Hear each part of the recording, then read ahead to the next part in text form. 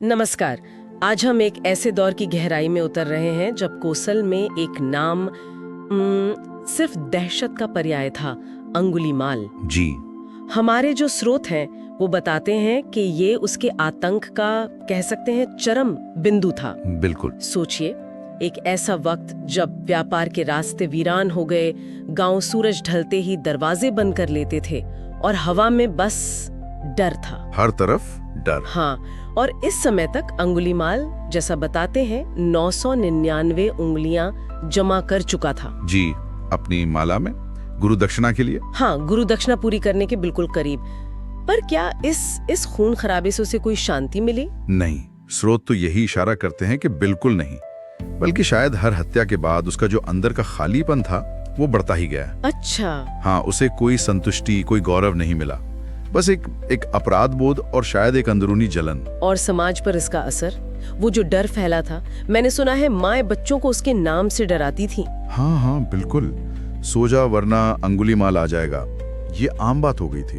बाप रे। जंगल जहाँ लोग जाते थे वो एकदम जैसे श्रापित हो गए, कोई उधर जाने की हिम्मत नहीं करता था। और व्यापार, उसका क्या हुआ होगा? व्यापार तो समझिए ठप्पी हो गया। हाँ। रास्ते असुरक्षित, माल आ जा नहीं सकता, पूरा कोसल राज्य जैसे थमसा गया था। और यहाँ एक दिलचस्प बात यह है कि समाज ने उसे पूरी तरह विलन मान लिया था, एक राक्षस। हाँ, वो तो है। किसी ने ये जानने की कोशिश ही नहीं की कि भाई ये आदमी ऐसा क्यों कर रहा है, इसके पीछे क्या कहानी है। वो जो उसके अंदर का टूटा हुआ छात्र था उसे किसी ने नहीं देखा। सही बात है। उसे बस एक दानव की तरह देखा गया। और ये सोचने वाली बात है कि कैसे जब समाज किसी को बिल्कुल नकार देता है तो वो हिंसा शायद और गहरी हो जाती है। उसके मन में क्या चलता था? क्या वो खुद को पापी मानता था?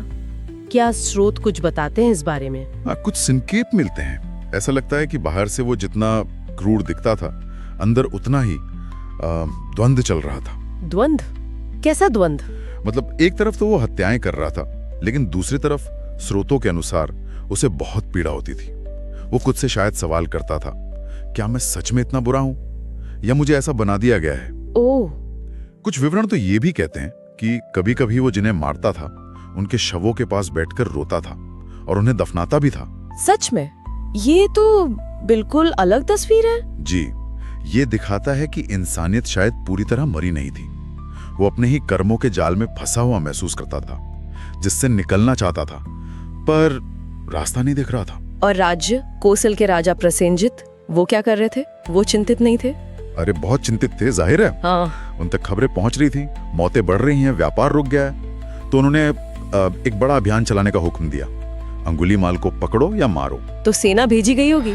आदेश तो दिया गया, पर विडंबना देखिए, हालत ये थी कि राजा के जो सैनिक थे, वो भी उस घने जंगल में जहां अंगुलीमाल रहता था घुसने से डरते थे। सैनिक भी डरते थे। हाँ, उसका खौफ ऐसा था, जंगल वैसे ही भयानक और ऊपर से अंगुलीमाल का डर। तो एक तरफ समाज का डर, राजा की सेना का डर, दूसरी तरफ उसका अपना अंदरूनी संघर्ष, और अब बस एक उंगली, 1000वीं उंगली। जी बिल्कुल, गुरु दक्षिणा पूरी होने वाली थी। क्या हुआ फिर? वो आखिरी शिकार कौन था? यहीं पर कहानी एक बहुत महत्वपूर्ण मोड़ लेती है। उसे जंगल के पास एक अकेली औरत दिखाई दी। कुछ स्रोत कहते हैं वो उसकी माँ थी। उसकी माँ? हाँ, और वो उसे अपना 1000वां शिकार बनाने के लिए आगे बढ़ा। लेकिन फिर कुछ हुआ। वो रुक गया।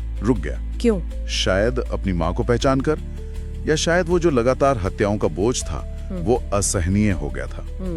उसके मन में जरूर सवाल उठे होंगे, क्या यही मेरी आखिरी हत्या होगी?